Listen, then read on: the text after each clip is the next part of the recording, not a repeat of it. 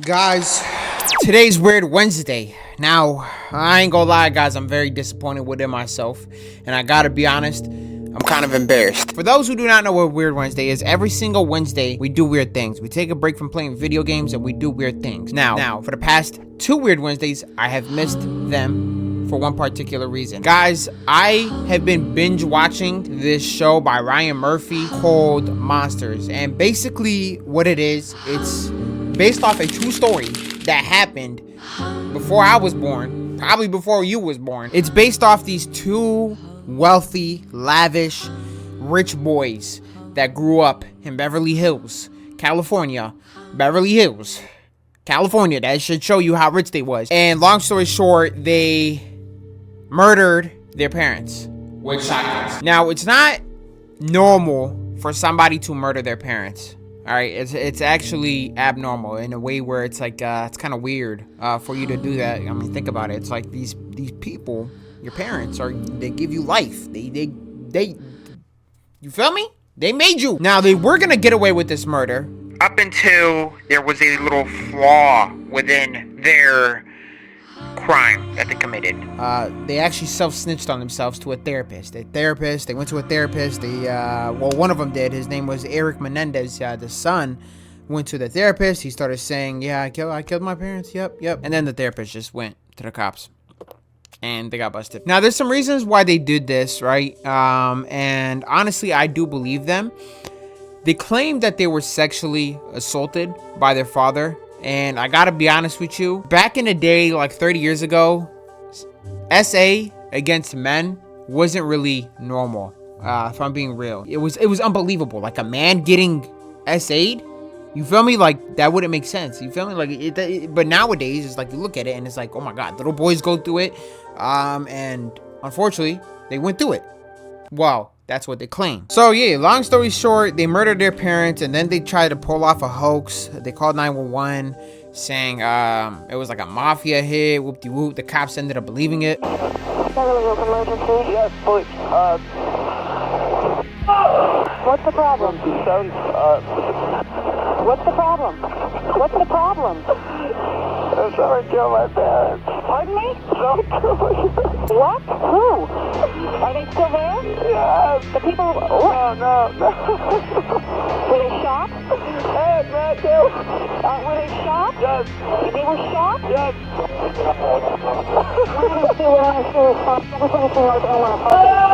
What happened? Now, for this Weird Wednesday, I kind of want to react to some things about this trial itself. And Fox 5 literally just posted some of the old footage that now just kind of surfaced on YouTube from the actual news channel itself back in the day when it actually did happen. In Los Angeles, a judge has declared a mistrial in the case against Erik Menendez. Ann McDermott has the details. On August 20th, 1989, Lyle Menendez placed a frantic call to 911. What's the problem? Someone killed my parents. The somebody who killed his parents turned out to be Lyle and his brother Erik. During their trial, the brothers admitted they shot and killed film company executive Jose Menendez and his wife Kitty in the den of their $4 million Beverly Hills home because, they said, of a dark family secret. According to the brothers, their father sexually abused them and their mother did nothing to stop him. Lyle told a chilling tale of Jose forcing him to have oral and anal sex.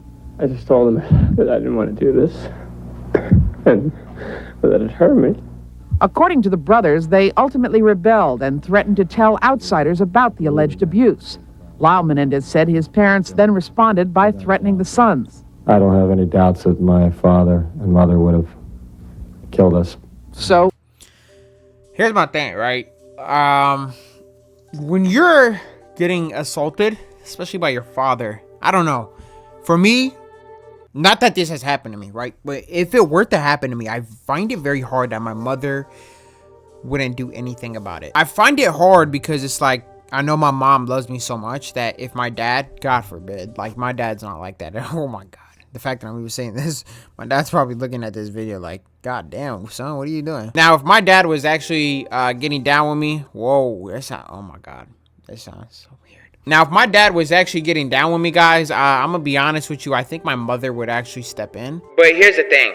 This is something that you have to understand. They came from a family full of wealth. I mean, their wealth was beyond the average person. They weren't well off. They were extremely rich. Like, we're talking like dumb rich, like celebrity dumb rich, richer than a lot of your favorite rappers out there rich. So for her to defend her husband because of who he is back in the day is not undoubtable, if that makes any sense. I mean, think about it. You have this big breadwinner.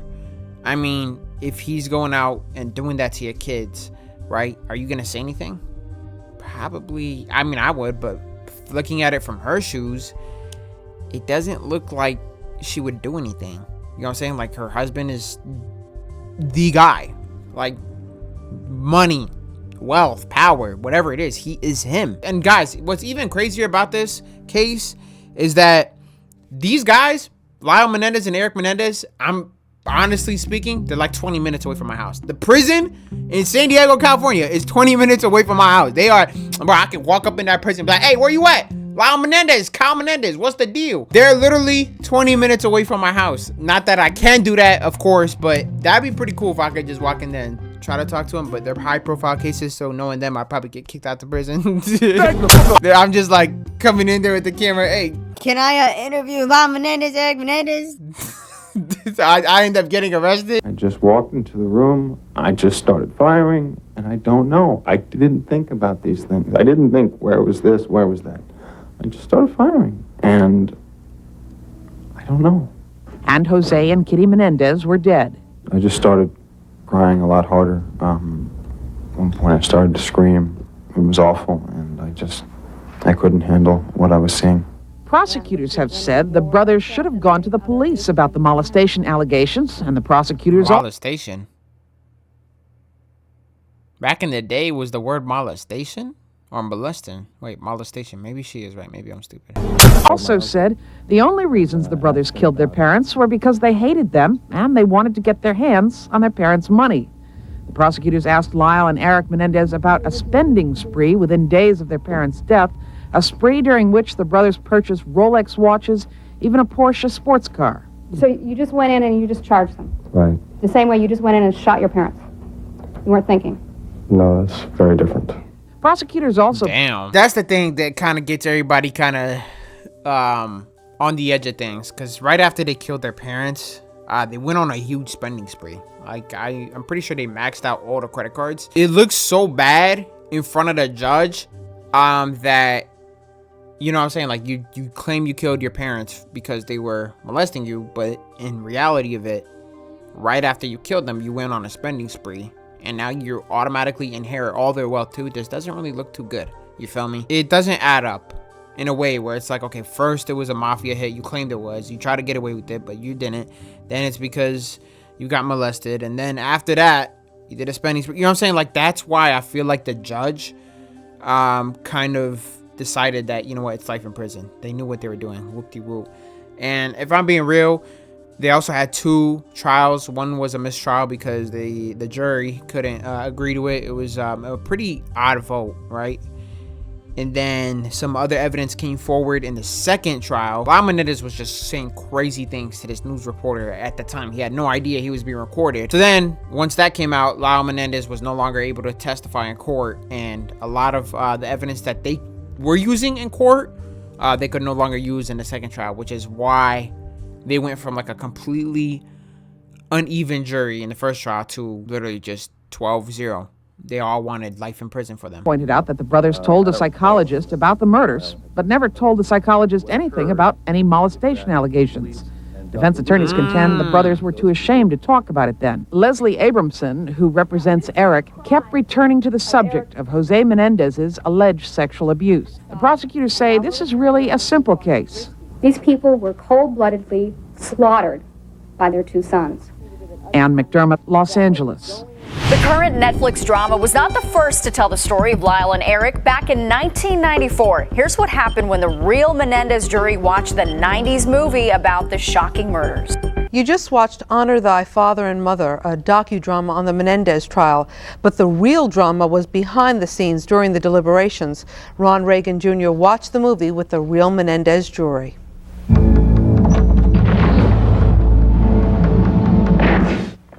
It must have seemed strange, watching a television dramatization of a case they'd already lived through. Watching actors who they said looked remarkably like their real-life counterparts. Susan Blakely as Leslie Abramson, David Barone as Eric, and Billy Warlock as Lyle Menendez. It all seemed unpleasantly familiar, reminding them of the 6 months they had spent in a Van Nuys, California courtroom, watching and listening as lawyers argued the case of Lyle and Erik Menendez, brothers on trial for the 1989 shotgun slaying of their parents. After weeks of deliberation, 2 juries returned deadlocked. And tonight, nothing's changed. I heard from the back row that this movie would convict them. That's what I heard from the back row. Not for me. They quickly made the transition from television fiction to the painful reality they experienced. What's interesting here is you all see the same movie, and I think you have perhaps a different perception of the movie, which mirrors what happened in the courtroom. When you don't have evidence that states something has occurred, I just don't know how people believe that it occurred. When you want to believe something bad enough, you'll believe it. The evidence is absolutely overwhelming that, what it was premeditated, cold-blooded, malicious, thought-out murder. That's ridiculous. But the women sitting behind you, but I think the women felt sorry for him. I think it almost became like a love fest. Almost. Wait, After listening to them argue, their inability to reach a verdict at the trial seemed less astonishing than inevitable. They've paid for their lack of consensus. They've found friends unwilling to understand their ordeal, and strangers likely to see them as fools. They see themselves as misunderstood. I'm just not the same. She got the same haircut as me, I'm not gonna lie. 2 years after their first trial, Lyle and Erik were retried, and this time the outcome was much different for the 2 brothers. Verdict is in the trial of Lyle and Erik Menendez. The 2 have been found guilty of murdering their parents. Ann McDermott reports. For Lyle Menendez, accused of killing his mother and father, the verdict was guilty. Guilty of murder in the first degree for the deaths of both Jose and Kitty Menendez. And his brother Erik received the same guilty verdicts. Both were also found guilty of conspiracy to commit murder, and both also were found guilty of murder with special circumstances. Circumstances that in this case included lying in wait for their parents, circumstances that make the brothers eligible for the death penalty. No television cameras were allowed inside to record their reactions, but one courtroom observer, author Dominic Dunn, told reporters later what he saw. There was absolute silence throughout. Erik and Lyle did not react in any way.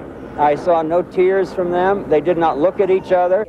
Monday, the penalty phase of the case will begin. That's when the Menendez lawyers will argue for life imprisonment, and the prosecution will argue for death. Meanwhile, the lawyers and other principals in the case will have to keep their thoughts to themselves, at least for now. It is hereby ordered that the defendants and all attorneys of record in this case and or the agents for such attorneys make no public comment about this case until the penalty phase has been concluded and the jury discharged. The lawyers for the Menendez brothers had argued that the brothers shot and killed Jose and Kitty Menendez because they feared their parents would kill them, a fear that the young men claimed was a result of years of... I don't know, man. I don't think they feared their parents in a way. I think they were uncomfortable with their parents. I mean, their parents from a glance don't look all that evil. I mean, you got to keep in mind the history behind this family itself. Jose Menendez came from a family of wealth. Then his family lost everything, and then he came to the United States and built it all back up. So Jose was this already enriched person who came from wealth, right? And if I'm being real, when you have wealth, you have power. So don't get me wrong, Jose was definitely a powerful man. I think they feared the power that he has over them, but I don't think they feared him in a way where it's like he would actually hurt them or kill them. You know what I'm saying? I don't know if that makes sense. Like, they knew their father was this powerful man, but they didn't have the fear that they would actually die to them. And especially the mother. I don't think the mother would actually kill him. I don't know. That's why the show itself was kind of shitty, because it didn't really portray the truth. which is why you need to watch the documentary before watching the show. Of abuse at their parents' hands. During their first trials, which ended more than 2 years ago, jurors could not make up their minds. This time, it was different. This time, it was guilty. And for District Attorney Gil Garcetti, those verdicts were a welcome respite from a string of high-profile losses suffered by his office in recent years, including the trials of rapper Snoop Doggy Dogg, O.J. Simpson, and the first Menendez trials. In that time, I didn't separate. I knew my mother and my father. It was just adrenaline and fear and anger. Lost control. There is no explanation. But we don't offer one. You had thought about this earlier because you had bought the gun several days before. We knew that. You know what's crazy? Even crazier? The guns that they bought to kill him, it's like literally 12 minutes away from my house. That same gun store is like 12 minutes away from my house. Ain't that crazy? I literally drive to the same gun store they went to. That this could end, a violent confrontation could occur because my father had threatened my life. You still think your father would have killed you for revealing the secret? You both still feel that? There's no question. Really? I still believe that. I don't believe that he was in the process of killing us that moment, that evening. Yeah. But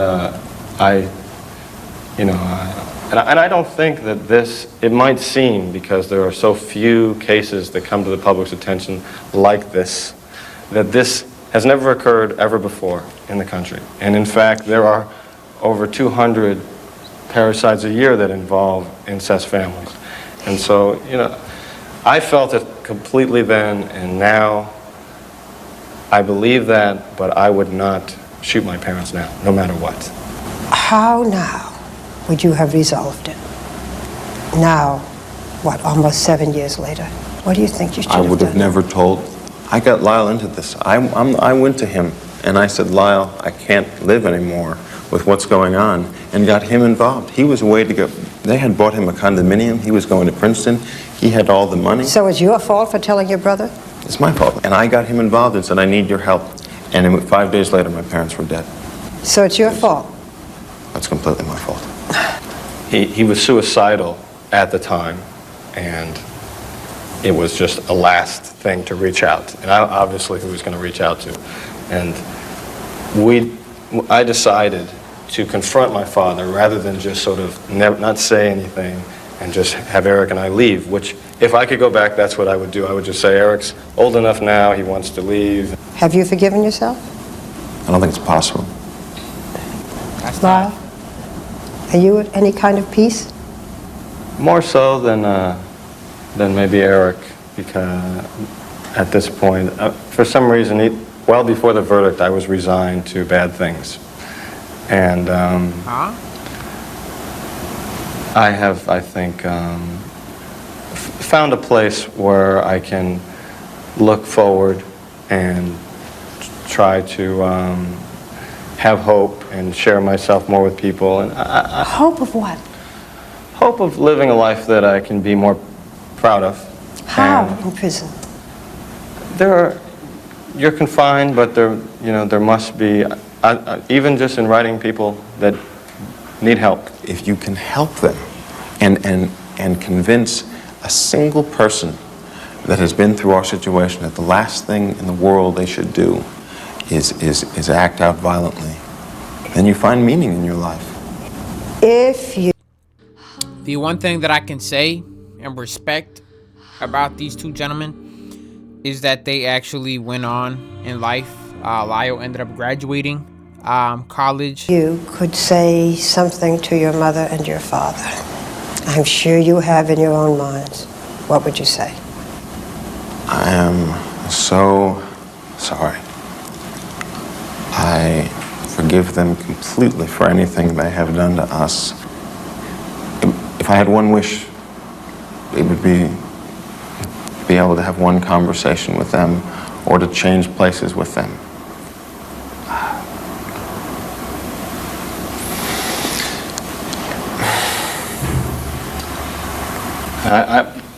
I hope someday that I can be with them and have some sort of conversation about what happened. It is one of the awful things is that we couldn't communicate that weekend, and I can't.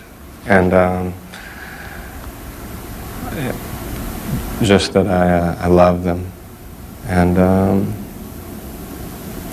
that I believe, despite everything that happened, that they really loved us, and that things just went awry. Yeah, I ain't gonna lie, guys. It's sad. It's honestly sad. Like, when you sit there and you think about it, it's heartbreaking, because that's like, damn, I couldn't imagine my parents even doing that to me. And if they did, I don't know. Like, I couldn't imagine myself ever even, like, lifting a finger at my parents. You feel me? So it's like, it's sad. It honestly is. And truthfully, these guys, I know they did a lot of reinforcement work in prison. I know they've spoke up about a lot of things. Believe it or not, sexual assault does happen to boys and men. It happens, and that's the truth. Honestly, it does. I mean, it happens. And at the time, nobody believed it because the days was different. Back then, nobody would have believed it. But nowadays, it's like, okay, now we see all the Diddy stuff and things like that going on. It's believable. Hey, man, look. I heard they're getting freed soon. They might actually get freed later this year. I think there's gonna be another trial coming. They have some new evidence. I don't know what's going on, but I heard they might get freed soon. And honestly, I wanted to talk about this, kind of watch some things with y'all. It's been on my mind for the past like week or two. I told you I literally binge watched the documentary, the show. That's why I have been kind of also MIA with uploads. I'm sorry. But listen, with that being said, I'm gonna wrap this off here. Thank y'all so much for watching. I love y'all. Take care of yourselves. All right, and goodbye. And now, folks, it's time to say goodnight. We sincerely appreciate your patronage and hope we've succeeded in bringing you an enjoyable evening of entertainment. Please drive home carefully and come back again soon. Good night.